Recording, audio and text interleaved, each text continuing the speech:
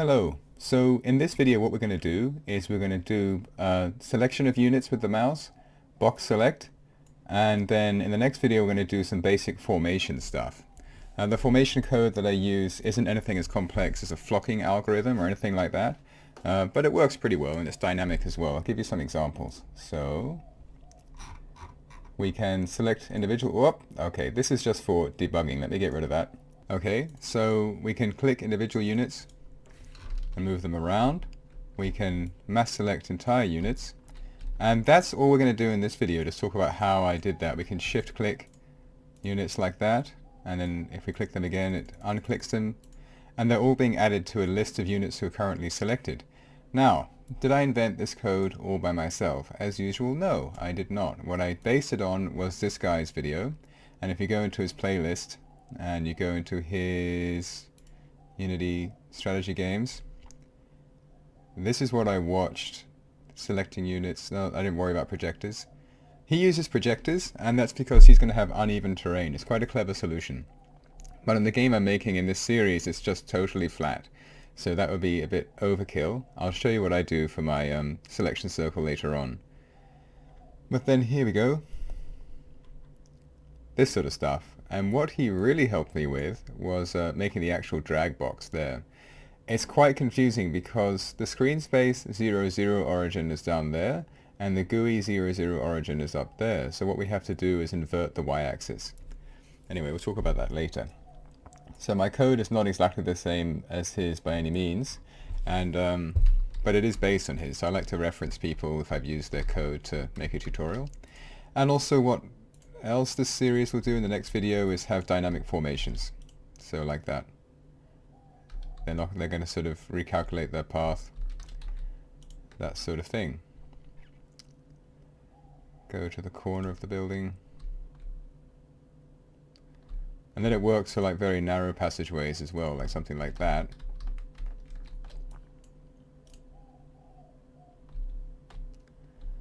So yeah, I mean it's not really advanced, but it's much better than the alternative, which is just all the units moving to exactly the same location and stacking on top of each other, or having some sort of rigid hard-coded formation which doesn't allow you to have this sort of thing where if you move them to the center of a building.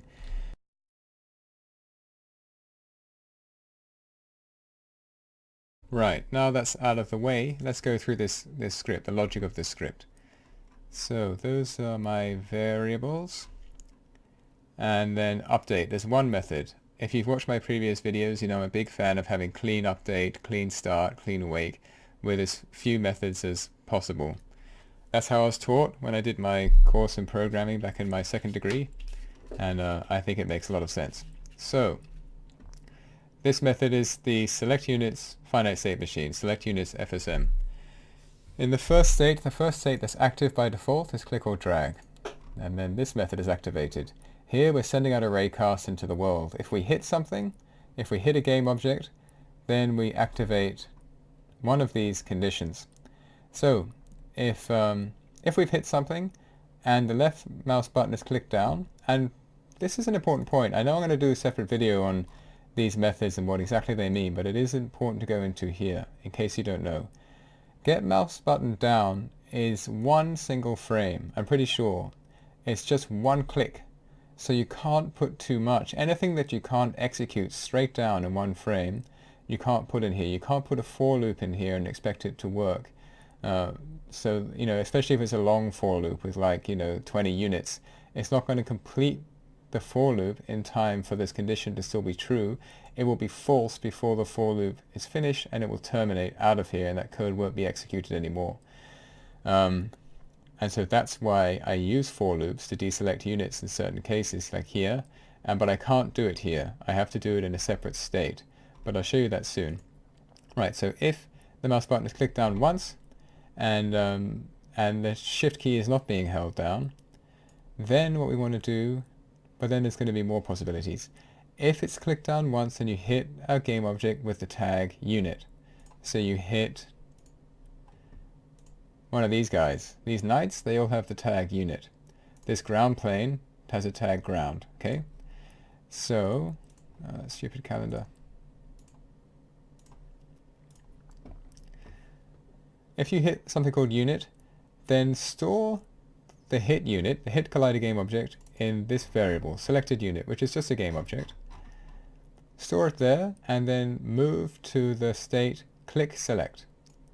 So then we're going to move to this state here, and in click select there's this method, select single unit, right? Because we've clicked one unit, we've stored that unit in the game object, we've then moved to this state click select, which then activates this method. If selected unit is not null, which I can't imagine why it possibly would be, because we hit a unit, this code only activates if we hit a unit, and then straight away that unit is added to selected unit, and then this state is activated, and then this method is activated. So I can't imagine why not, but it's just like you never know, and I hate getting null reference errors. I'd rather get nothing at all. So else. What?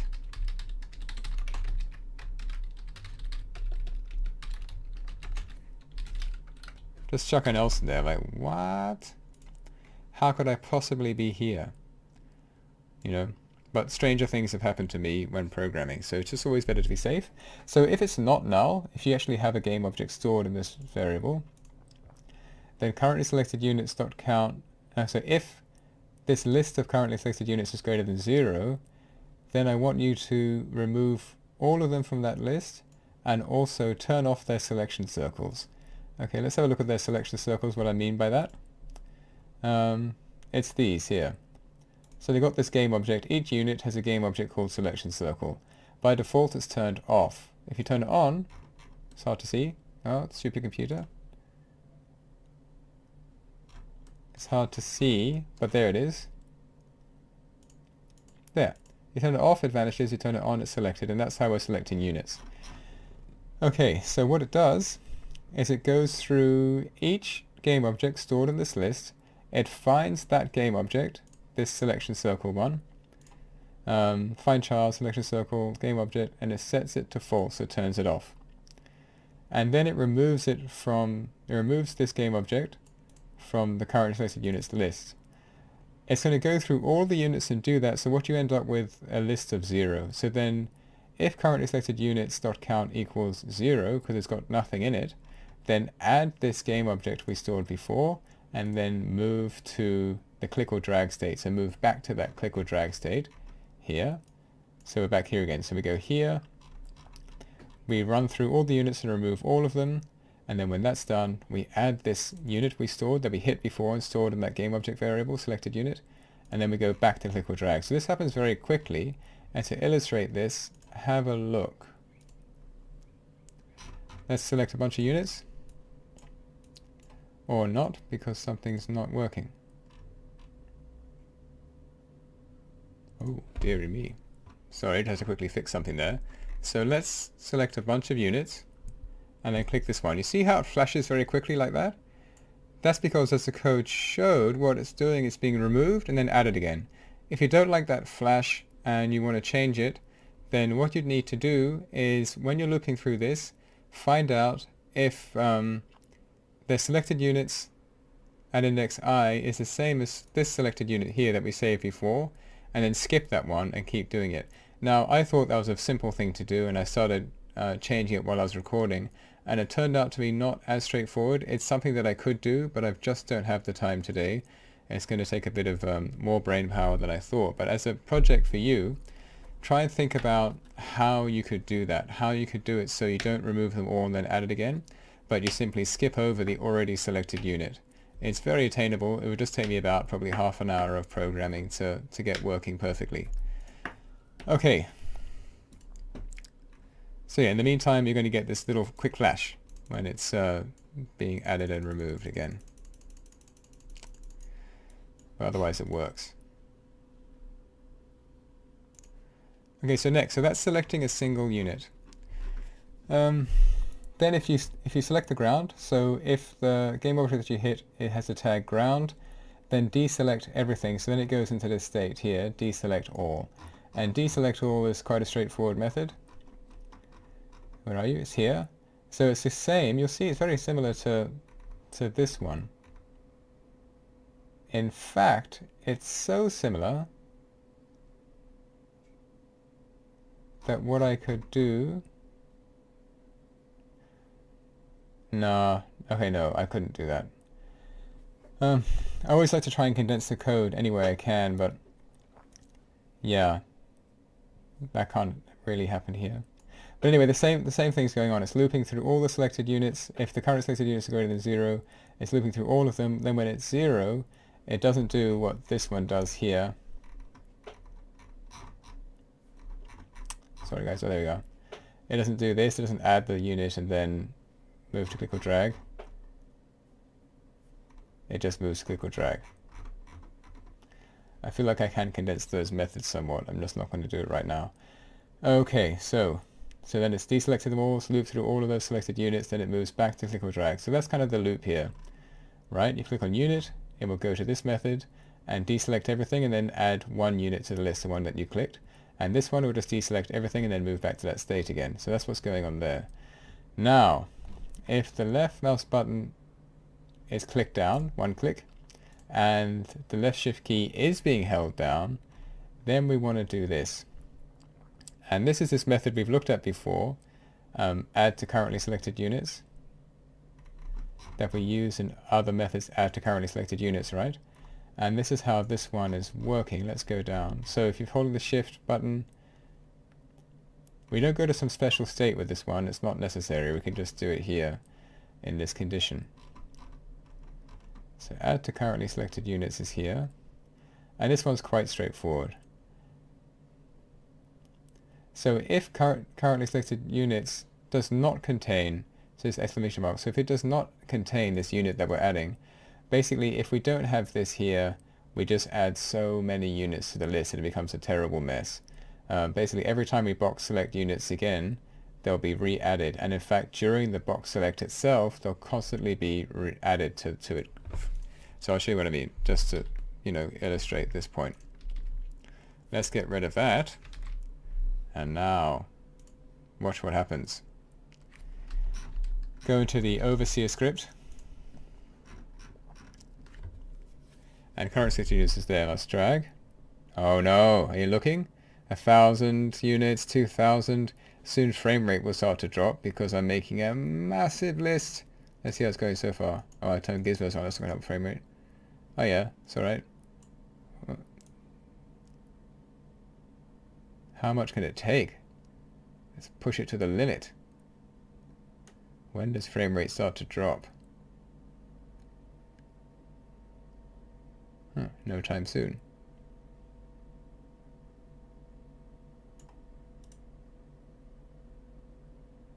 Oh, yeah, okay, it drops when I start to move them. Right, see, we went down to 10. That's because it's, oh god, no, that's not good. It's, yeah, okay. You don't want to do that, guys. So you have to make sure that that when you're adding a unit that they're not already in the list, because when you're dragging it's constantly adding stuff potentially, but you don't want it to be, anyway, we'll get into that when we're dragging. Sorry, this is a bit incoherent, I'm just stumbling through. So add currently selected units. If it's not already in the currently selected units list, then add it. Right, so then you go currently selected units, add that unit to add, and turn on the little selection circle thing. Right, so that means now what you can do is you can shift left click units into the list.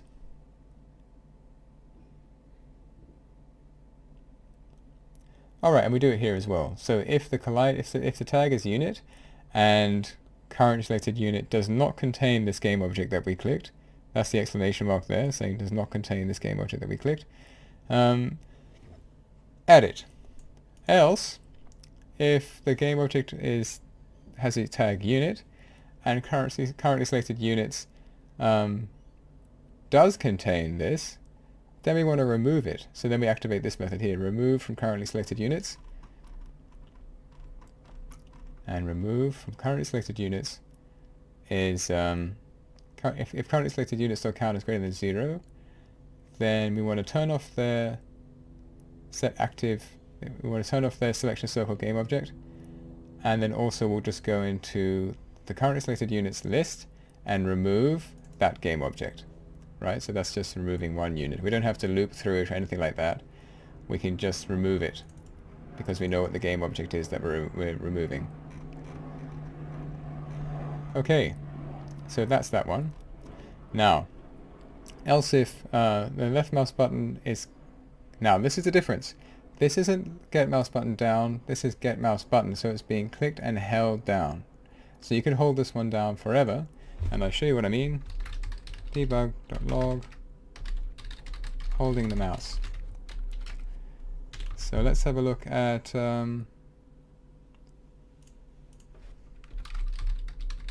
log, clicked the mouse. So see the difference. Now I know I said I'd do this in separate videos, but you know, I just want to do this here for completion's sake.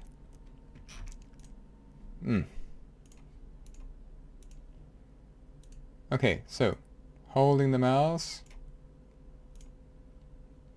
click the mouse. See, that's just one, right?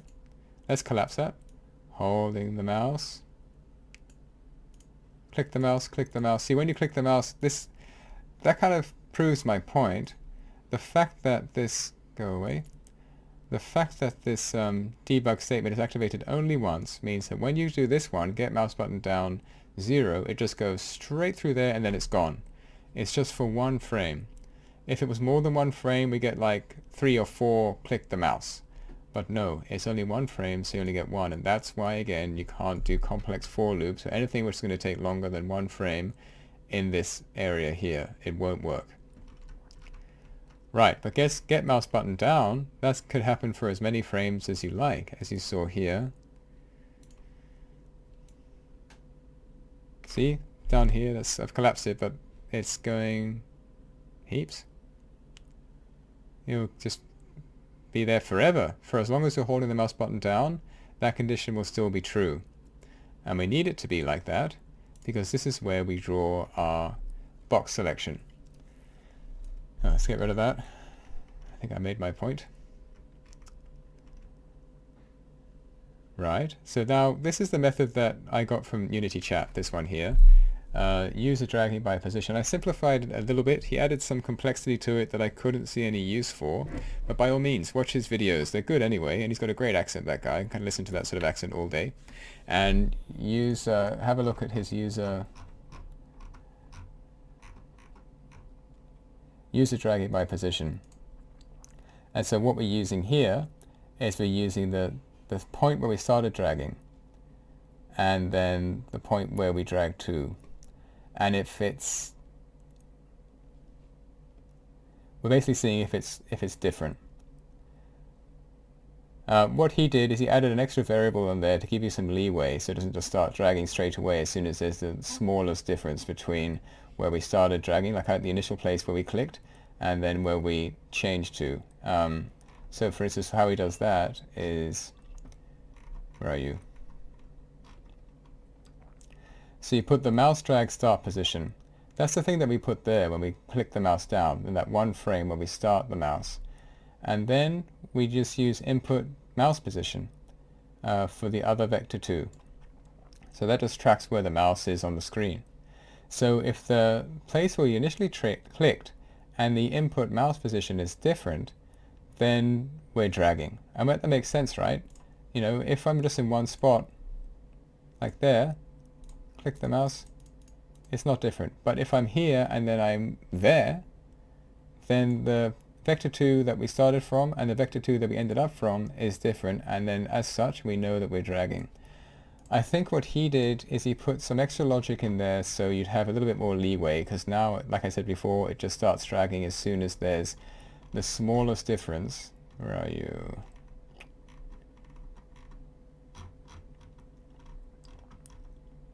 As soon as there's the smallest difference. So if the the vector 2 x coordinate of the new point in the input mouse position is greater than the drag start point, or if it's less than, or if the y is greater than or it's less than, then this is true. So that's a tiny difference will make this true, right?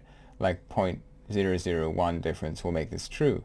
But maybe you want a little bit more leeway and you only want to start dragging when it's like 1 bigger or something like that. And you can change it to be like that, especially if you follow his tutorials.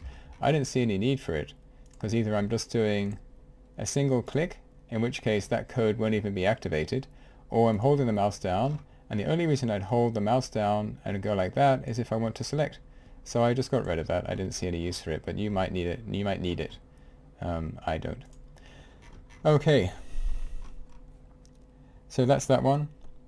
And then if that's true, so this method returns true, the user is dragging, the mouse drag start position is not the same as input.mouse position. So we're dragging. So now mouse dragging is true, and then we activate these methods here. We have to say that mouse dragging is true, otherwise this on GUI will be drawing this box all the time, but we only want this box to be drawn when we're actually dragging the mouse. So we have that Boolean value there. I try and restrict Booleans as much as possible. I don't like using them too much or relying heavily, but this is actually, I think, a good example of how they can be very helpful. So this is a good use of the Boolean. I mean, Booleans aren't bad, don't get me wrong. It's just when you use them to control the flow and logic of your script extensively, that's when they can be problematic.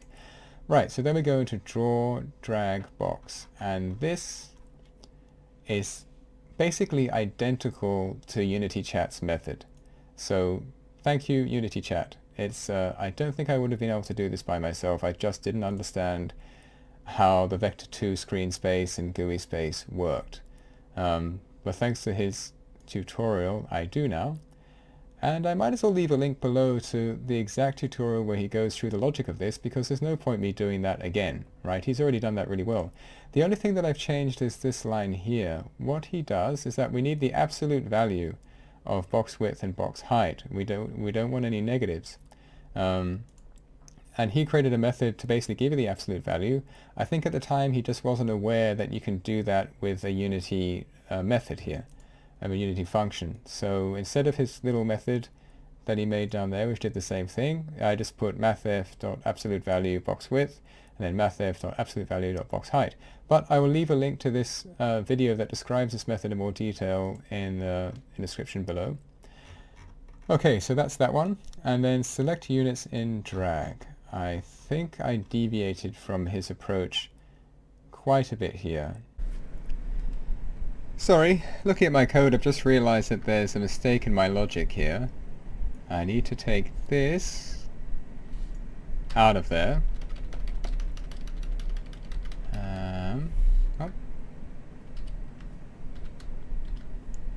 Put that there, and put that there.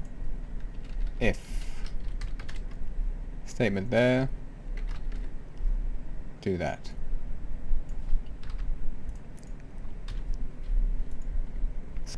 Okay, right, so we only want this to execute if they're actually visible on the screen. So this is how this works. On the unit, I have a reference to the renderer. I haven't worked out why that's underlined green, but it works, so I don't really care. Okay, so here we go. Renderer is transform find child human get component renderer. So where that's taking us is to, this script, the unit script is on the night. It's going down transform. It's finding the transform with the name human, and it's getting the renderer, this one here. Now on the renderer script, the thing that we've got now, this on the renderer component rather, you find this value which we reference over here, which is this is visible. And what is visible returns, it returns true if you can see the object on the screen, on the camera as you're scrolling around the world, and it returns false if you can't. But it doesn't work exactly as you'd expect. And I'll show you what I mean. I've changed the camera a little bit so it's more sort of top down and it's easier to demonstrate this point. Right. Wait. First let's create a little method in Unity. I've already done that. Okay. In a previous video that failed. Right, so renderer, if the renderer is visible, debug log, you can see me. Else, if it's not visible, if renderer is visible as false, you can't see me. So this is now in the update of every single unit. Let's give that a shot and see what happens.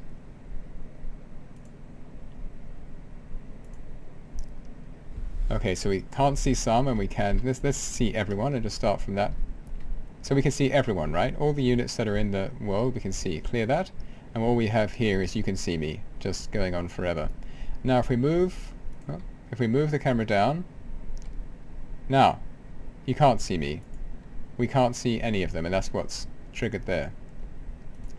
So far so good, right? It's working as you'd expect. But Now, if I go up, I can't see anyone, but this, you can see me, is still activated. And if we keep going up, it's going to stop eventually, but it's going to take a while. Alright, this keeps going. We can still see this guy. I am moving forward. It's hard to see because it's just one color, but it's going to take some time. Is it ever going to happen? Come on. I can always fast forward this, I suppose. It's pretty boring though. Oh, no, still nothing. Right, so when we actually go off the plane that they're standing on, that's when we can't see them anymore. So we had to travel, let's get the camera, we had to travel that far away from the units to stop seeing them. Now why is that? That doesn't make much sense, right? Because what's going on is that is visible is not just about what game objects you can see on the scene. It also takes into consideration their shadows. And apparently their shadows are being rendered right on this game object, so we have to go off this game object for it to work. I kind of just realized that in terms of actually being on the game object. So here you can see me.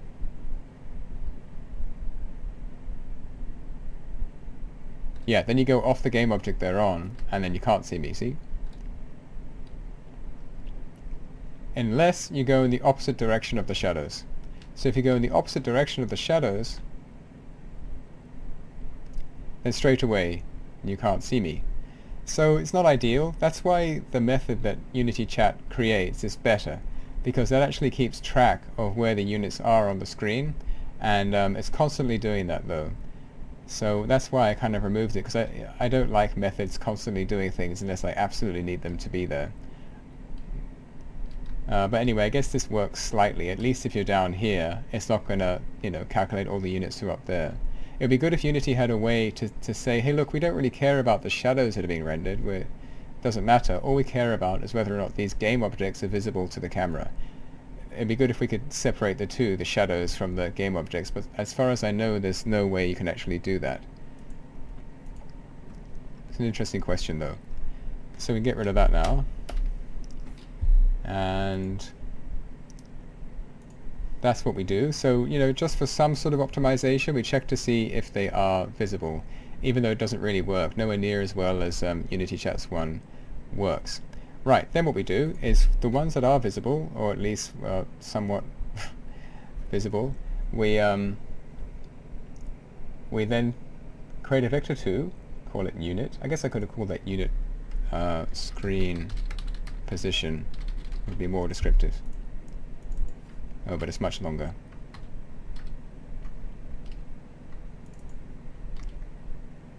But it's easier to see what's going on this way. Because what this is doing is, this is vector2, and it equals the vector3 of the game object in question converted to a point on the screen. So that's what we're doing there. Right, because, just quickly show this.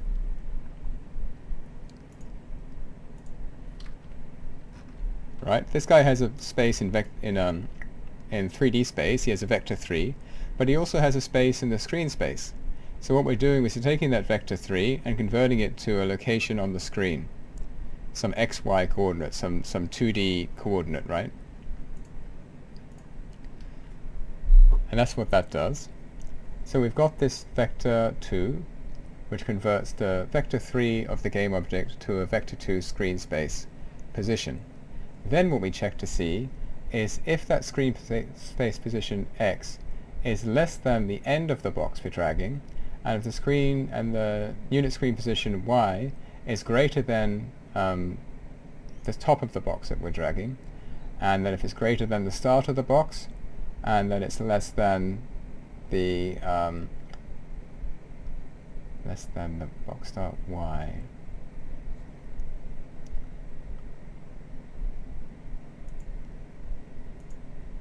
Yeah, because the box start Y is up there.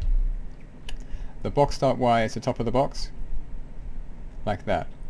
And that's how we determine whether or not the units are in the selection box. And if they are in the selection box, if their X values are greater than this far left edge, if they're less than this far right edge, if the y values are greater than the bottom edge but they're less than the top y edge, then they're in the box. It's pretty straightforward logic, right? And if they are in the box,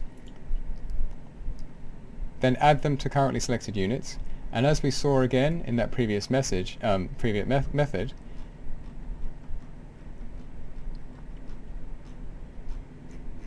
I'm in the wrong script, that helps. Then it's not going to keep adding them, because this is happening every single frame. It's constantly checking to see if these units are in the box. That's why you can add and select so quickly, like, you know, they're in, they're out, like that. It's very quick because it's doing it every single frame. Luckily we have this here, that it doesn't let this method continue to add units, because at first it checks to see if they're in currently selected units list, and if they are, don't do this. Otherwise you run into that problem I showed you before. And I think that brings us to the end. That's the end. Let's have a look. Yeah, there's nothing else to say except for this last bit, that if you're not pressing the shift key down and you press the mouse button up, then stop the mouse dragging is false, and that's good. That just means that this isn't drawn anymore. So that's it. That's box selection. In the next tutorial we'll look at creating some basic dynamic formations. Thanks a lot for watching.